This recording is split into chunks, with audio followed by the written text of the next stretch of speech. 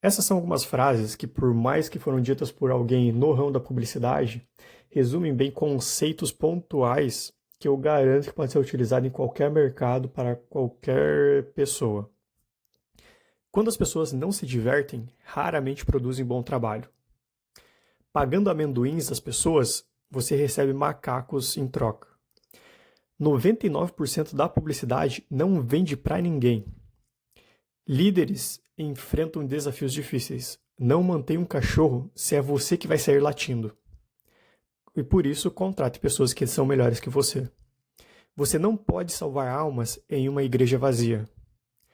Admiro pessoas com maneiras gentis, que tratam os outros como seres humanos.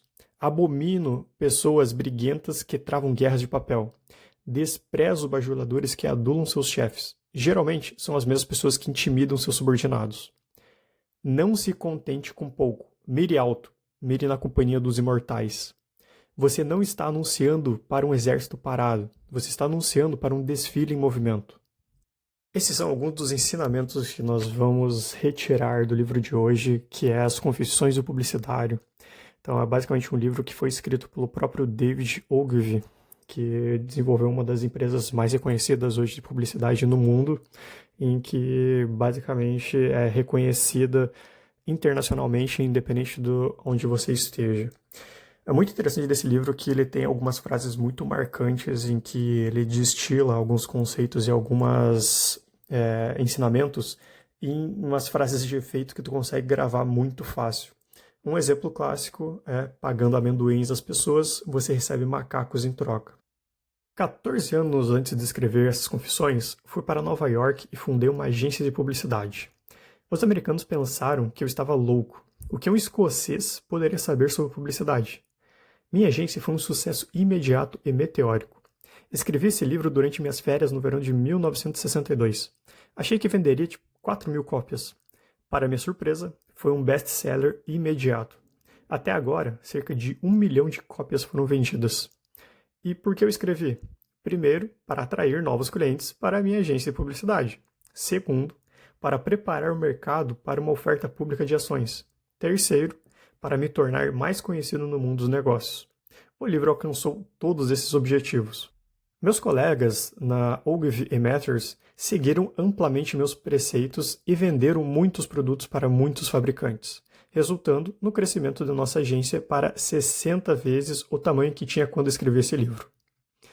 O livro, só para um adendo aqui, o livro foi publicado em 1963, mas ele está escrevendo a introdução para essa versão atualizada em 25 anos depois, em 1988, por isso que tem esses contrastes aí, dependendo do que ele está explicando para a gente.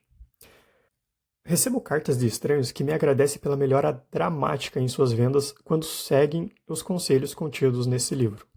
Encontro figurões no mundo do marketing que dizem que devem suas carreiras à leitura das minhas confissões quando estavam começando. Se você detectar um leve cheiro de vaidade nesse livro, gostaria que soubesse que minha vaidade é seletiva. Sou um fracasso em tudo, exceto publicidade. Não sei ler um balanço, trabalhar com um computador, esquiar, velejar, jogar golfe ou pintar. Mas quando se trata de publicidade, a Advertising Age diz que sou o rei criativo da publicidade. Quando a Fortune publicou um artigo sobre mim e intitulou David Ogilvy é um gênio, pedi ao meu advogado para que processasse o editor pela interrogação no final da frase. Ogilvy é um gênio da publicidade que é conhecido e reconhecido pelos principais nomes do empreendedorismo até hoje. E um exemplo disso é o fato de ser chamado de gênio e citado várias vezes nas cartas aos acionistas de Warren Buffett. Então, se um dos principais investidores e um dos caras que realmente impactam no mercado de empreendedorismo e negócios no mundo, como Warren Buffett, diz que esse cara é realmente um gênio, então você pode tirar alguns conceitos e pode realmente levar em consideração isso, né?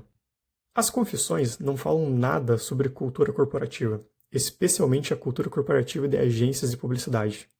Em 1962, eu nunca tinha ouvido falar de cultura corporativa, nem ninguém. Graças a dois estudantes de negócio, Terence Deal e Allen Kennedy, agora sabemos que as pessoas que construíram as empresas pelas quais a América é famosa, todas trabalharam obsessivamente para criar uma cultura forte dentro das suas organizações. Empresas que cultivaram suas identidades individuais, moldando valores, criando heróis, estabelecendo ritos e rituais e moldando a sua cultura têm uma vantagem. O chefe de uma das maiores agências recentemente me disse: a Ogilvy Matter é a única agência no mundo com uma cultura corporativa real. Algo muito bacana nesse livro é que o Ogilvy ele adora listas e simplificar conceitos em pequenas frases assim pontuais. E o livro todo ele é cheio de listas como as que eu vou ler agora, por exemplo.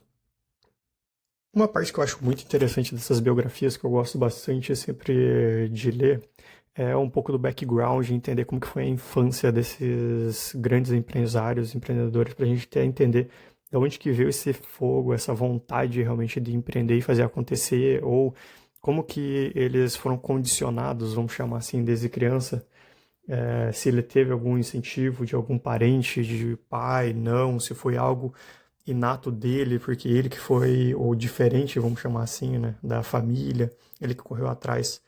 E no caso do Ogilvy, ele também tem basicamente um capítulo aqui falando sobre o background dele que eu vou resumir um pouco. Minha mãe era uma irlandesa bonita e excêntrica. Ela me deserdou, alegando que eu provavelmente iria adquirir mais dinheiro do que seria bom para mim, sem qualquer ajuda dela. Eu não podia discordar. Aos 9 anos, fui enviado para um internato aristocrático em Dortway Hall, em Eastbourne. O diretor escreveu sobre mim. Ele tem uma mente distintamente original, inclinada a discutir com seus professores e tentar convencê-los de que ele está certo e os livros estão errados. Mas isso talvez seja uma prova adicional da sua originalidade. Aos 13 anos, fui para Feathers, uma escola escocesa cujas disciplinas espartanas foram estabelecidas pelo meu tio-avô. Consegui entrar depois em Oxford, mas estava muito distraído para estudar e fui devidamente expulso. Isso foi em 1931, no auge da depressão. Nos 17 anos seguintes, enquanto meus amigos se estabeleciam como médicos, advogados, funcionários públicos e políticos, eu me aventurei pelo mundo, incerto de propósito. Fui chefe em Paris, vendedor de porta em porta, assistente social nos bairros pobres e Edimburgo, associado do Dr. Gallup em pesquisas para a indústria cinematográfica, assistente de Sir William Stephenson na British Security Coordination e fazendeiro na Pensilvânia. Eu esperava me tornar primeiro-ministro quando crescesse. Em vez disso, acabei me tornando um agente de publicidade na Madison Avenue.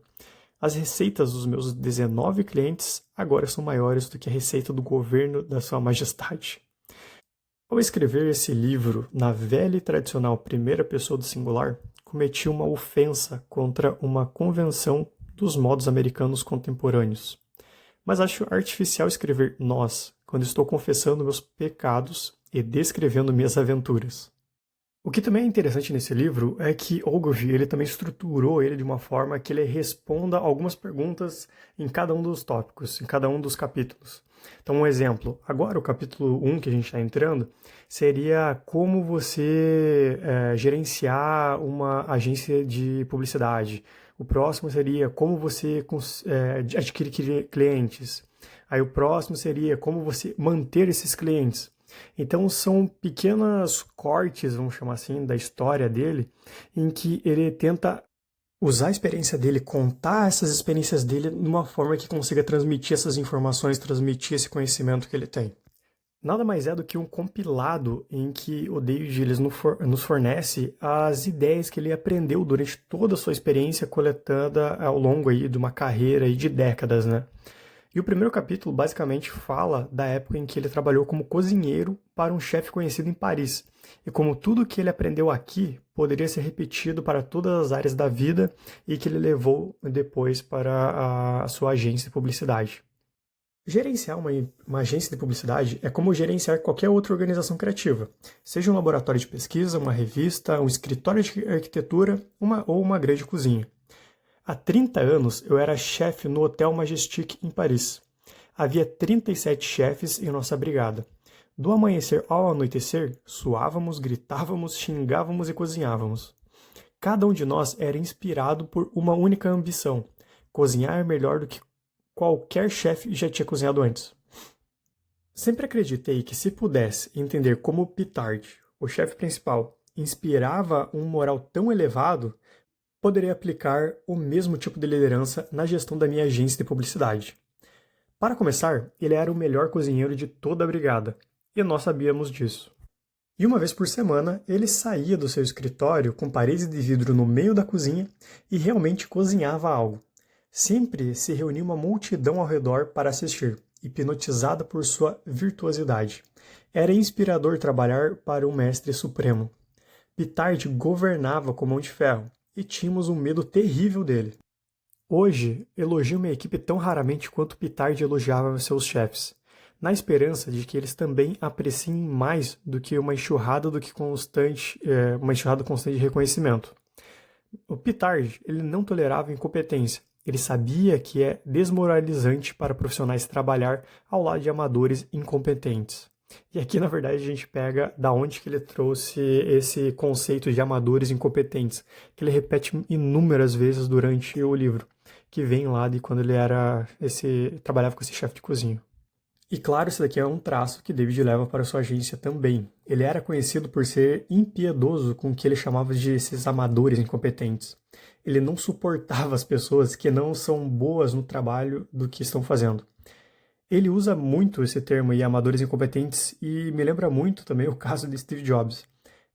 A teoria, né, de Steve Jobs sobre os A-players, que vai muito de encontro com esse Ogilvy, que quem realmente se destaca, né, esses A-players, eles não gostam de trabalhar com quem é incompetente ou não está no mesmo nível que eles. E aí que entra o Steve Jobs, que ele falava que você tem que ser impiedoso se você quer realmente construir um time com apenas A-players. É muito fácil, enquanto o seu time está crescendo, você aturar alguns B-players, alguns players na categoria B. E, claro, eles vão acabar atraindo outros B-players. E, logo em seguida, você acaba tendo alguns C-players, que são esses amadores incompetentes que eles falam, né?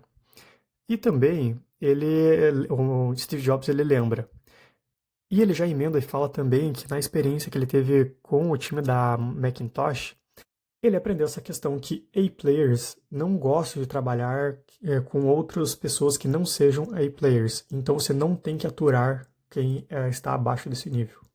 E que também nós podemos fazer um outro paralelo com o tipo de contratação que foi estruturado na Amazon por Jeff Bezos, que Bezos ele fala em suas cartas acionistas, em várias entrevistas, que toda vez que eles contratam alguém, eles sempre pensam se aquela pessoa vai elevar a barra para as próximas contratações. Então, sempre a barra de entrada, o nível, né, das pessoas que estão entrando, que estão tentando entrar na Amazon, começar a trabalhar lá, está sempre aumentando, então está sempre garantindo que tem os melhores funcionários dentro para resolver todos os problemas e resolver tudo o que é necessário. Pitard me ensinou padrões exorbitantes de serviço. Por exemplo, uma vez ele me ouviu dizer a um garçom que tínhamos acabado com o prato do dia, e ele quase me demitiu por isso. Em uma grande cozinha, ele disse, deve-se sempre cumprir o que foi prometido no menu. Da próxima vez que você perceber que estamos ficando sem o prato do dia, venha me contar. Então, eu ligarei para outros hotéis e restaurantes até encontrar um que tenha o mesmo prato do menu. Depois, eu o enviarei de táxi para trazer ele até aqui. Nunca mais diga a um garçom que estamos sem algo. Hoje, fico furioso quando alguém na Ogilvy, Benson Matters, diz a um cliente que não podemos produzir um anúncio ou um comercial de televisão no dia prometido. Nos melhores estabelecimentos, as promessas são sempre cumpridas, custe o que custar em sofrimento e horas extras. Essa era a única coisa que realmente importava para Ogilvy, um negócio de primeira classe. Isso é um outro ponto que ele martela muito durante o livro. Ele fala sobre isso praticamente em todos os lugares quando está falando sobre a empresa. Ele não está tentando ser o maior do mercado. Ele quer ser o melhor. Isso que torna ler sobre ele tão fascinante. Ele só se importava com a excelência e entregar o melhor possível para seus clientes. E aí ele continua. Ele sempre nos lembrava, no caso que ele está falando de Pitard, né? Ele sempre nos lembrava de não colocar muito no prato. Ele queria que o Majestic tivesse lucro. Hoje, inspeciono todas as campanhas antes de serem enviadas ao cliente e devolvo muitas delas para mais trabalho. E compartilho a paixão do Mr. Pitard pelo lucro. Acredito que minha equipe será menos relutante em fazer hora extra se eu trabalhar mais horas do que eles. Aprendi outra coisa no Magic. Se você conseguir se tornar indispensável para um cliente, nunca será demitido. Nosso cliente mais importante, uma senhora americana que ocupava uma suíte de 7 quartos, submetia-se a uma dieta baseada em uma maçã assada em todas as refeições. Um dia ela ameaçou se mudar para o Ritz, que seria um concorrente, né, do hotel ali que ele estava trabalhando, a menos que sua maçã estivesse sempre perfeita. Desenvolveu uma técnica de assar 2 maçãs, passar a polpa por uma peneira para remover todos os vestígios de caroço e depois recolocar a polpa das 2 maçãs em uma única casca. O resultado foi uma maçã maior do que a nossa cliente jamais viu e com mais calorias do que ela jamais suspeitou. Recebemos a notícia na cozinha de que o chefe que assava aquelas maçãs deveria ter estabilidade no emprego. E aqui ele começa a falar sobre o papel do fundador em relação às atividades do dia a dia. Depois de 14 anos, cheguei à conclusão de que o fundador ele é o responsável, ele tem a responsabilidade principal de fornecer um ambiente em que mavericks criativos possam fazer um trabalho útil. Basicamente, antes de existir estudos sobre a cultura das empresas e saberem a importância dela, David já tinha desenvolvido formas de reforçar a cultura e manter todos alinhados. Quando a empresa ali cresceu a um ponto que ele não tinha mais tanto controle e contato com todos, ele começou a desenvolver formas de reforçar essa cultura. E aqui, basicamente, ele fazia um all hands, uma conferência com todos para reforçar a cultura. O interessante é que ele pontua inicialmente o que ele espera de seus funcionários, mas no final ele também fala o que ele espera dele mesmo. Uma vez por ano, reúno toda a equipe no auditório do Museu de Arte Moderna e dou a eles um relatório sincero sobre as nossas operações, lucros e tudo mais. Em seguida, digo-lhes qual tipo de comportamento admiro, nos seguintes termos. 1. Admiro pessoas que trabalham duro, que enfrentam os desafios. Desgosto de passageiros que não fazem a sua parte no barco. É mais divertido estar sobrecarregado do que subcarregado. Existe um fator econômico embutido no trabalho árduo. Quanto mais você trabalha, menos funcionários precisamos e mais lucros fazemos. Quanto mais lucros fazemos, mais dinheiro está disponível para todos nós. Admiro pessoas... Aí entra no segundo ponto. Admiro pessoas com cérebros de primeira classe, pois não se pode administrar uma grande agência de publicidade sem pessoas inteligentes. Mas a inteligência não é suficiente, a menos que seja combinado com honestidade intelectual. É o terceiro ponto. Tem uma regra inviolável contra a contratação de parentes e cônjuges, pois eles criam políticas. Quarto ponto. Admiro pessoas que trabalham com entusiasmo. Se você não gosta do que está fazendo, peço que encontre outro emprego. Quinto. Desprezo bajuladores que se encostam nos chefes. Geralmente são as mesmas pessoas que intimidam seus subordinados. Sexto. Admiro profissionais autoconfiantes. Os artesãos que fazem seu trabalho com excelência suprema. Eles sempre parecem respeitar a expertise de seus colegas. Eles não fazem concorrência desleal. Aí ele até pontua no final, excelência acima de tudo. Aí o sétimo ponto. Admiro pessoas que contratam subordinados que são bons o suficiente para sucedê-los. Padeço por pessoas tão inseguras que se sentem compelidas a contratar inferiores como subordinados. Oitavo ponto. Admiro pessoas que ajudam a desenvolver seus subordinados, pois essa é a única maneira de promover internamente. Detesto ter que procurar fora para preencher cargos importantes e espero ansiosamente pelo dia em que isso nunca será necessário. Aí, nono ponto. Admiro pessoas com maneiras gentis que tratam os outros como seres humanos. Abomino pessoas briguentas. Abomino pessoas que travam guerras de papel. A melhor maneira de manter a paz é ser franco. E agora o décimo e último. Eu admiro pessoas bem organizadas que entregam seu trabalho no prazo. O Duque de Wellington nunca ia para casa até ter terminado todo o trabalho de sua mesa. Depois de informar minha equipe sobre o que eu espero deles, eu então digo o que espero de mim mesmo. Primeiro, Eu tento ser justo e firme, tomar decisões impopulares sem covardia, criar uma atmosfera de estabilidade e ouvir mais do que falo. Eu tento manter o ímpeto da agência, seu fermento, sua vitalidade, seu impulso para frente. Eu tento construir a agência conquistando novas contas. Nesse ponto, os rostos voltados para cima da minha audiência parecem como passarinhos esperando que o pai os alimente. Eu tento conquistar a confiança de nossos clientes no mais alto nível. Eu tento garantir lucro suficiente para manter todos vocês livres da penúria da velhice. E eu planejo nossas políticas para o futuro distante. Eu tento recrutar pessoas da mais alta qualidade em todos os níveis, para construir a equipe mais forte do setor de agências. E por último, eu tento extrair o melhor de cada homem e mulher na agência. Eu não tenho ambição de presidir uma vasta burocracia. É por isso que temos apenas 19 clientes. A busca pela excelência é menos lucrativa do que a busca pela grandeza, mas pode ser mais satisfatória. Meu sucesso ou fracasso como chefe de uma agência depende mais do que qualquer outra coisa da minha capacidade de encontrar pessoas que possam criar campanhas excelentes, homens com fogo na barriga. Eu tenho que confiar em técnicas mais tradicionais e empíricas para identificar dinamizadores criativos. E agora ele até dá uma dica aqui em relação a como que ele faz para avaliar um candidato. Peço ao candidato que me envie os 6 melhores anúncios e comerciais que ele já escreveu. Isso revela, entre outras coisas, se ele consegue reconhecer um bom anúncio quando vê um, ou se é apenas o instrumento de um supervisor competente. Publicidade é um negócio de palavras, mas as agências de publicidade estão infestadas de homens e mulheres que não sabem escrever.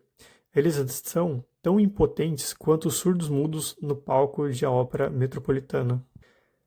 Ogilvy, em seguida, ele critica bastante as agências por não reconhecer o valor verdadeiro ali que elas fornecem para os seus clientes. Então não tem realmente ali um foco, não sabem aonde que é seu ponto de maior valor que eles agregam para os clientes. E saber identificar qual é a principal atividade do negócio é o mais importante para ele. E aí ele até questiona, será que todos que estão na empresa sabem disso? A comunidade empresarial deseja uma publicidade notável, mas dá as costas para pessoas que podem produzi-la. É por isso que a maioria dos anúncios é tão infernamente monótona. Albert Lask ganhou 50 milhões de dólares com publicidade, em parte porque ele suportava os modos atrozes de seus grandes redatores.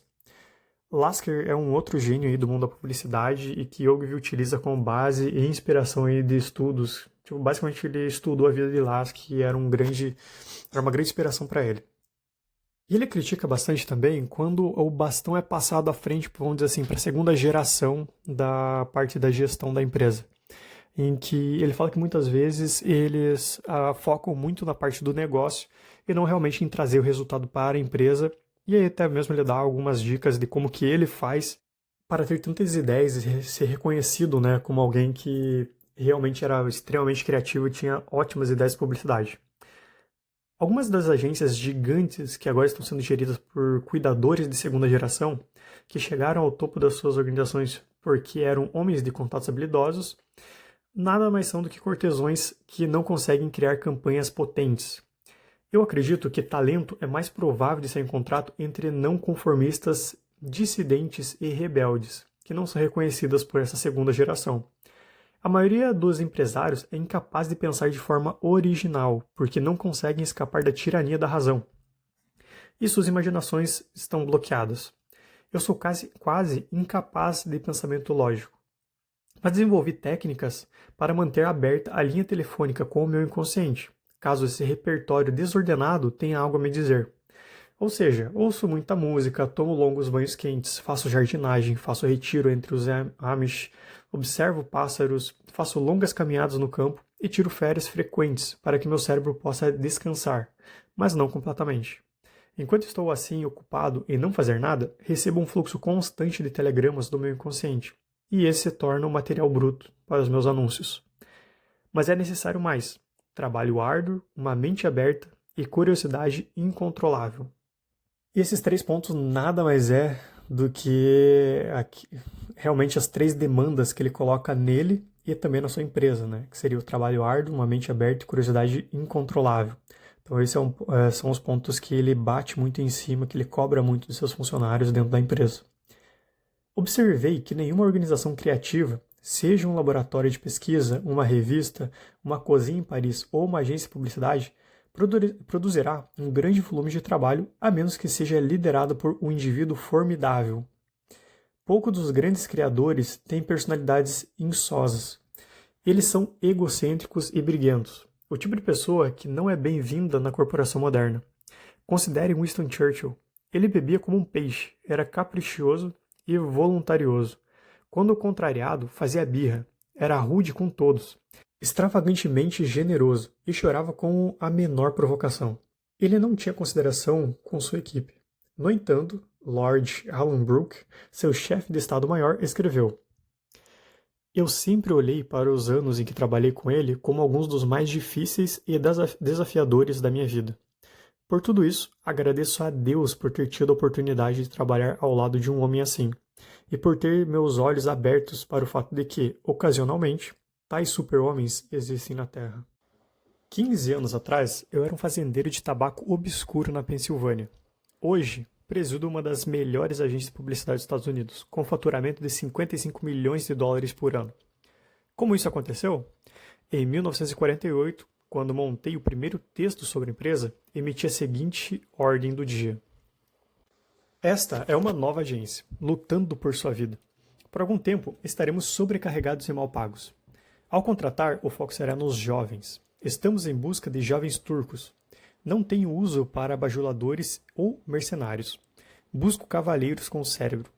As agências são tão grandes quanto merecem ser. E estamos começando esta com recursos mínimos, mas vamos transformá-la em uma grande agência antes de 1960. No dia seguinte, fiz uma lista dos 5 clientes que mais queria. Neles estavam General Foods, Bristol Myers, Campbell Soup Company, Lever Brothers e Shell. Escolher esses alvos de primeira linha foi um ato de presunção insana, mas todos os 5 agora são clientes da nossa empresa. Seguindo o conselho de Henry Ford aos seus revendedores de que eles deveriam solicitar por uma visita pessoal, comecei abordando anunciantes que não empregavam nenhuma agência. Enviei relatórios de progresso frequentes para 600 pessoas em todas as esferas da vida. Esse bombardeio foi lido pelos mais distintos anunciantes. Por exemplo, quando solicitei parte da conta da Seagram, Sam Bonfrom repetiu para mim os últimos 2 parágrafos de um discurso de 16 páginas que eu havia enviado para ele pouco antes, e ele nos contratou. Caro leitor, se você está chocado com essas confissões de autopromoção, só posso alegar que, se eu tivesse me comportado de maneira mais profissional, teria levado 20 anos para chegar onde cheguei. Eu não tinha tempo nem dinheiro para esperar. Eu era pobre, desconhecido e estava com pressa. E aqui um ponto. O que você aqui é o foco dele. O que você realmente quer e o quanto você realmente quer. Aqui já é um pouco à frente ali na carreira de Ogilvy, mas mostra esses pontos já de quanto que ele queria realmente fazer o negócio virar. A maior conta que já consegui foi a da Shell. O pessoal da Shell gostou do que fizemos para a Rolls-Royce e nos enviou um questionário longo e detalhado. Fiquei acordado a noite inteira redigindo as respostas para o questionário da Shell. Minhas respostas foram mais sinceras do que o habitual, mas eu achava que isso causaria uma impressão favorável em Max Bruns, que na época era o presidente da Shell. Na manhã seguinte, descobri que ele havia viajado para a Inglaterra, então voei para Londres e deixei uma mensagem no hotel dele, dizendo que queria vê-lo. Durante 10 dias não houve resposta. Eu já estava quase desistindo, quando o meu operador de telefone me informou que o Sr. Bruns queria almoçar comigo no dia seguinte. E aqui, repito de novo, o quanto você realmente quer.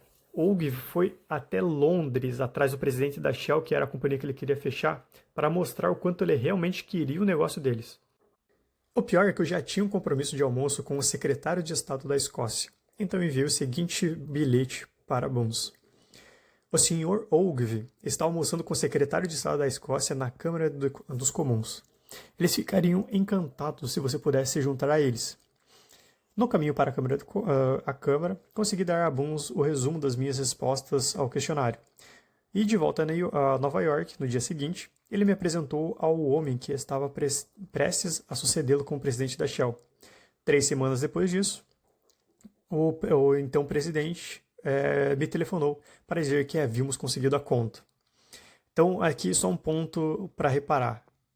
Ele, na verdade, que escreveu o bilhete para ali o antigo presidente da Shell, só que ele colocou em terceira pessoa, para meio que engajar ele, fazer ele pensar que ele realmente já estava ali em negócios, que tinha outros compromissos importantes. Então imagina o impacto gerado por Ogilvy ao apresentar a resposta pessoalmente enquanto eles estavam indo encontrar lá com o secretário de Estado da Escócia. Quantas empresas de publicidade como essa de Ogilvy que ele criou existe no mundo? Quanta gente realmente conhece pela reputação? E nós voltamos à questão de que a competição é extremamente menor para indivíduos e empresas formidáveis. Então, basicamente, a mensagem que ele sempre dá aqui nesse livro é que continue fazendo o trabalho que os outros não farão. E, como resultado, você terá menos competidores que os trabalhos feitos aí pela maioria mediana. E se você estabelece altos padrões em um departamento, é provável que estabeleça altos padrões em todos os departamentos. O número de homens que podem supervisionar toda a produção criativa de uma agência pode ser contado nos dedos de uma mão. E esses raros cisnes trombeteiros, a forma que ele carinhosamente chamava esse perfil, né, dentro da empresa, devem ser capazes de inspirar uma equipe heterogênea de redatores e artistas. Devem ser juízes seguros de campanhas para uma ampla variedade de produtos. E devem ser bons apresentadores. E também devem ter um apetite colossal por trabalhar até tarde. Basicamente, ele começou a ser reconhecido no mercado por isso e pelo seu trabalho. Aí ele continua falando ali sobre essas abordagens de outros concorrentes em relação a isso. A notícia se espalhou de que eu era uma dessas aves raras, e as grandes agências acharam que deveriam me contratar, mesmo que precisassem levar minha agência inteira para me conseguir. Em um período de 3 anos, recebi tais ofertas.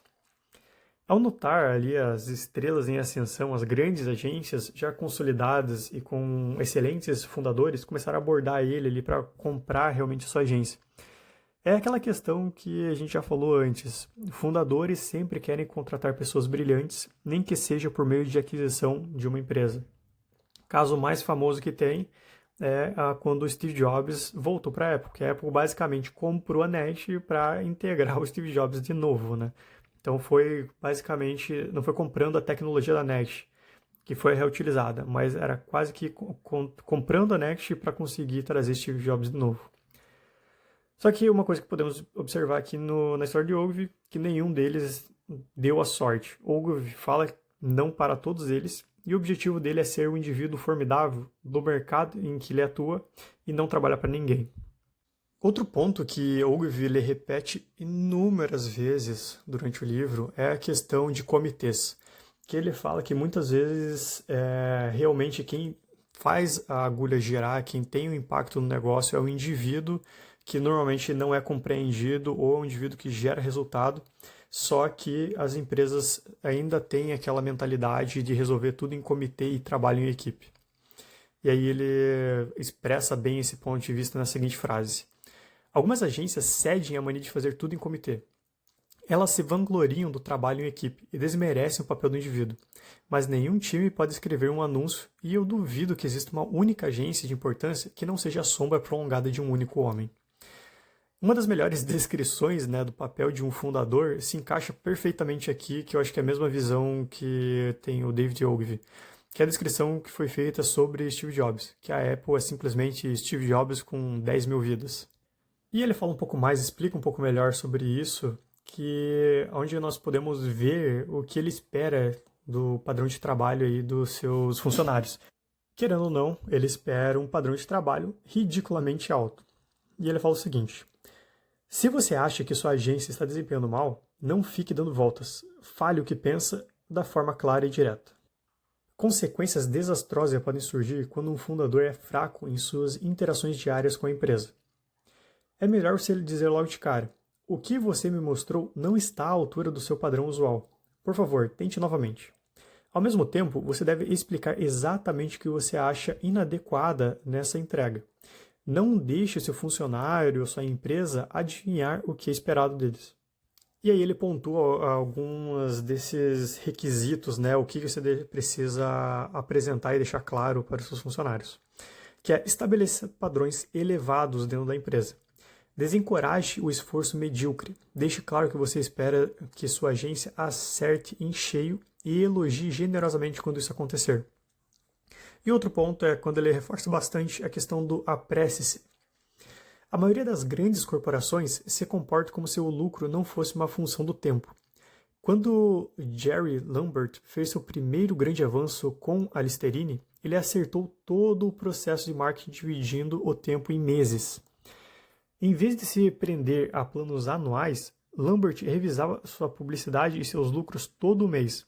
O resultado foi que ele fez 25 milhões em 8 anos. Na época de Jerry, a Lambert Pharmaceutical Company vivia por mês em vez de por ano, que era o padrão da época, que eles acompanhavam tudo anual. Agora temos outro ponto que Ogilvy sempre repete no livro e fora dele, uma observação tanto sobre os seus funcionários como também de seus clientes, que é tolerar o gênio. Minha observação é que homens medíocres reconhecem o gênio, ressentem-se dele e sentem-se compelidos a destruí-lo. Existem pouquíssimos gênios, mas precisamos de todos que encontrarmos. Quase sem exceção, eles são desagradáveis. Não os destrua, eles põem ovos de ouro.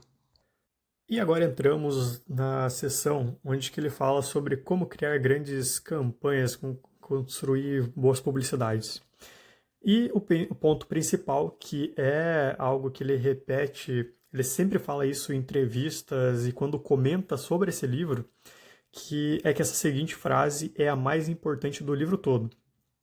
Sou um ladrão de ideias, e os cérebros mais recompensadores que explorei foram os dos meus predecessores e concorrentes. Este é um tema que se repete constantemente com esses indivíduos formidáveis, com esses grandes empresários aí que nós estudamos nos últimos episódios, que eles possuem esse hábito de estudar o passado e quem veio antes deles, ou também a ter essa troca com seus concorrentes ou quem está no mesmo mercado que eles. Aprendi muito estudando campanhas bem-sucedidas. Seu trabalho mais importante é decidir o que você vai dizer sobre o seu produto, qual benefício você vai prometer. Pouquíssimos anúncios contêm informações factuais suficientes para vender o produto. Estude as descrições do catálogo da Sears. Ele vende bilhões de dólares em mercadorias todos os anos fornecendo fatos. Nos meus anúncios da Rolls-Royce, fornecia apenas fatos, sem adjetivos, sem vida sofisticada. O consumidor não é um idiota. Ele é sua esposa. Você insulta a inteligência dela se assumir que um mero slogan e alguns adjetivos vazios a persuadirão a comprar qualquer coisa. Ela quer todas as informações que você puder dar. Quando eu era um vendedor de porta em porta, descobri que quanto mais informações eu dava sobre o meu produto, mais eu vendia. E para Claude Hopkins, ele fez a mesma descoberta sobre publicidade há 50 anos. Mas a maioria dos redatores modernos acha mais fácil escrever anúncios curtos e preguiçosos. Coletar fatos dá trabalho. E fazemos anúncios que as pessoas querem ler. Você não pode salvar almas em uma igreja vazia. Se você tiver a sorte de escrever um bom anúncio, repita-o até ele parar de funcionar. Dezenas de bons anúncios foram descartados antes de perderem sua eficácia. Você não está anunciando para um exército parado, você está anunciando para um desfile em movimento. 3 milhões de consumidores se casam todos os anos. O anúncio que vendeu uma geladeira para aqueles que se casaram no ano passado provavelmente será tão bem sucedido com aqueles que se casarem no próximo ano. E ele colocou em prática, Ogilvy rodou a mesma propaganda na mesma revista por mais de 20 anos. A rotatividade de pessoas lendo a propaganda é muito alta. Não é sempre a mesma que está lendo ali sobre aquele produto. E ele fala também que você não está divulgando para um exército em posição de sentido, você está divulgando para um desfile em movimento. Ou seja, quem está passando pela frente do seu produto está sempre mudando. E é preciso uma coragem incomum para manter um estilo único diante de toda a pressão para inventar algo novo, a cada basicamente 6 meses. É tragicamente fácil ser levado ao desespero e mudar. Aí agora ele dá umas dicas sobre como criar uma boa copy, que eu acho interessante também ressaltar aqui, que ele começa falando da headline. A manchete, ali, o título, é o elemento mais importante na maioria dos anúncios. Ela é o telegrama que decide se o leitor vai continuar lendo o texto. 5 vezes mais pessoas leem o título do que o corpo do texto. Quando você escreve a sua manchete, você já gastou 80% do seu dólar. Se você não fez algum tipo de venda na sua manchete, você desperdiçou 80% do seu dinheiro. Uma mudança de manchete pode fazer uma diferença de 10 para 1 nas vendas. Eu nunca escrevo menos de 16 manchetes, 16 títulos para um único anúncio. Apele para o interesse próprio do leitor. Então, cada manchete deve prometer um benefício ao leitor. Inclua sua promessa de venda na manchete. Isso geralmente requer manchetes longas. Pesquisadores descobriram que manchetes com 10 palavras ou mais, contendo notícias e informações consistentes, vendem mais produtos do que manchetes curtas. A melhor manchete que já escrevi tinha 18 palavras. A 60 milhas por hora, o ruído mais alto no novo Rolls-Royce vem do relógio elétrico. Quanto mais você diz, mais você vende. Essa daqui é mais uma das máximas ali de Ogilvy. Você deve sempre incluir depoimentos na sua copy. O leitor acha mais fácil acreditar na recomendação de outro consumidor do que na exaltação de um redator anônimo. Aqui vale lembrar também da Amazon. Por que a Amazon colocou aquela questão da revisão de cliente? Porque o cliente pode colocar lá uma revisão negativa, que foi muito criticado por um bom tempo, e Jeff Bezos bateu na tecla que deveria ter mesmo as revisões negativas. Porque o depoimento dos clientes, por mais que seja positivo ou negativo, engajam as pessoas. Claro, nesse caso aqui de Ogilvy, ele está falando para trazer os depoimentos positivos. Mas no caso da Amazon, claro que ele sempre queria que tivesse a melhor avaliação ou tivesse uma transparência maior em relação a quem que estava vendendo dentro lá da Amazon, que eles teriam o melhor produto possível para o cliente. Outro exemplo que ele dá aqui para ajudar, né, em relação a isso é manter seu parágrafo de abertura com no máximo 11 palavras. Um primeiro parágrafo longo afasta os leitores. Todos os seus parágrafos devem ser o mais curto possíveis. Parágrafos longos são cansativos. E aqui é um outro exemplo dele fazendo o que recomenda, é o caso desse livro. É um livro curto e simples para ler, que ele realmente é bem destilado e cheio de conhecimento bem destacado em pequenos pedaços de texto.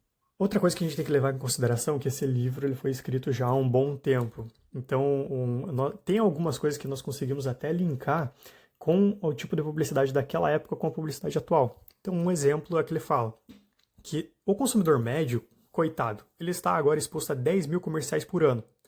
Então, imagina agora nas redes sociais como que ele iria falar sobre isso.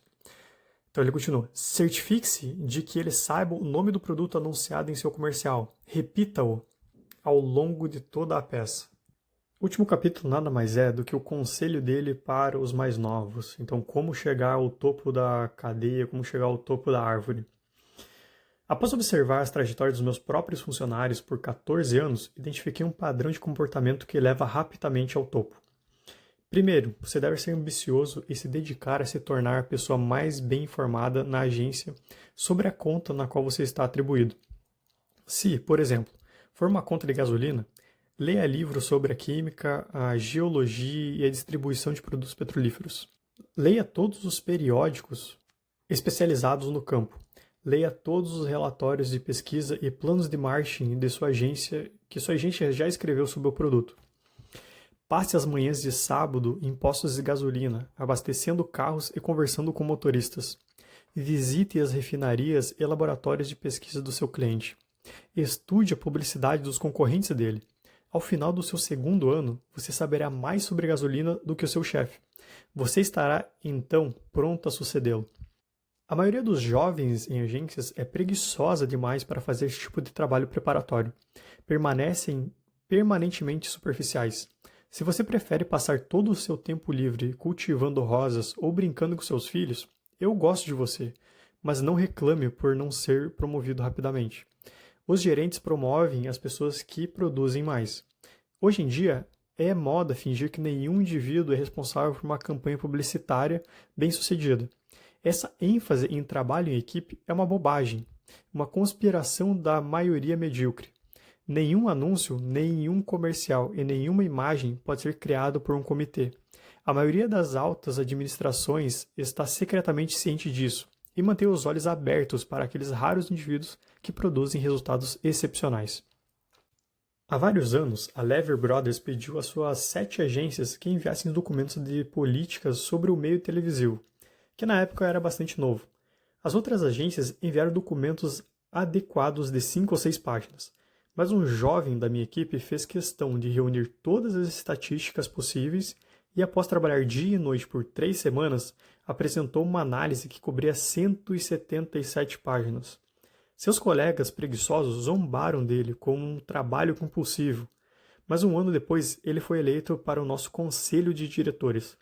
A maioria das carreiras bem-sucedidas é construída sobre tais incidentes isolados. Em resumo, coloque seu ombro na roda, mas tenha cuidado para escolher a roda certa. Como diz Sophie Tucker, já fui rica e já fui pobre. Acredite em mim, querida, rica é melhor.